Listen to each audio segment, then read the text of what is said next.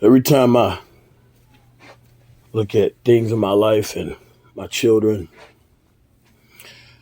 and think I'm maybe not going as hard like as I should, and ingraining good morals and virtues and habits and character building habits, a character building way of thinking. The best character anybody can have is to truly, with their eyes, recognize in their own self-awareness to be aware of others. Every interaction that you go through, treating people how you want to be treated. And it might sound corny to some of y'all lames, some of y'all fake tough guys and cool people, you're so cool and beautiful, but you don't treat people how you want to be treated, and you think the creator of the universe who put this story, his story in motion and letting us be a part of it, you think that's going to fly with him? No, it's not.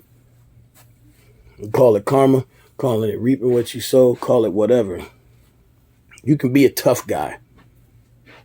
Be somebody that can knock somebody out, body slam somebody, and still have love in your heart for even them. My sons are a testimony of that.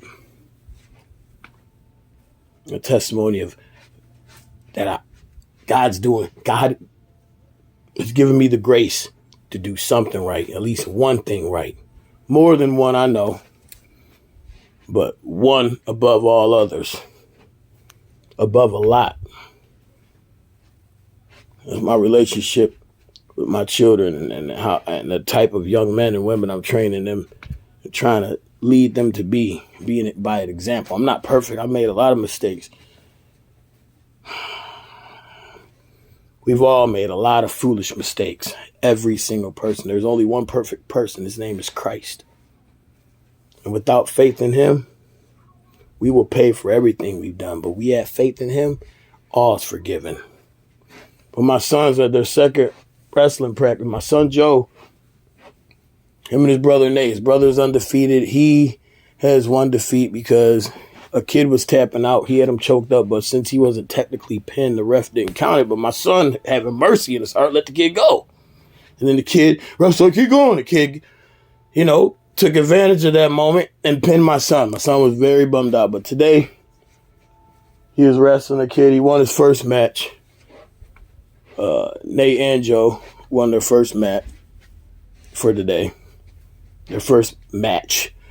Joe, his second match, had a good match with the kids, going back and forth. And Joe, I could tell he was just toying, trying to test this kid's strength. And then once he figured him out, like, okay, he don't have nothing I can't handle. Bam, just body slammed him out of nowhere. He gets up. He said the kid wasn't moving. Like, everybody's like, my son on the mat, he's like, you good? And the kid was looking at the air, and the ref said, get up. And the kid said, my wrist is broke. Everybody looked at his arm. Before we didn't even know that was being said on the mat. We're in the stands as parents. And Joe's telling me what happened and stuff. So that's why I know this. But anyways, the kid's arm looked like a noodle. Joe just jaw dropped, went to the sideline. People were coming, the medics, parents, coaches, making sure the kids are like, trying to comfort him and get him help before the ambulance come, which took too long in my opinion, but that's neither here nor there. But Joe's crying. Me and his mom come talk to him, give him a hug. He's crying. He's bummed out. Not trying to hurt. Yeah, this kid, they got testosterone. He loves overpowering other kid. Wrestling is manly. What they dad do as a professional boxer is manly, but we still have love in our hearts for people, even our opponent. We're supposed to get ourselves in that warrior mentality and get them, but at the end of the day, we don't want to hurt them.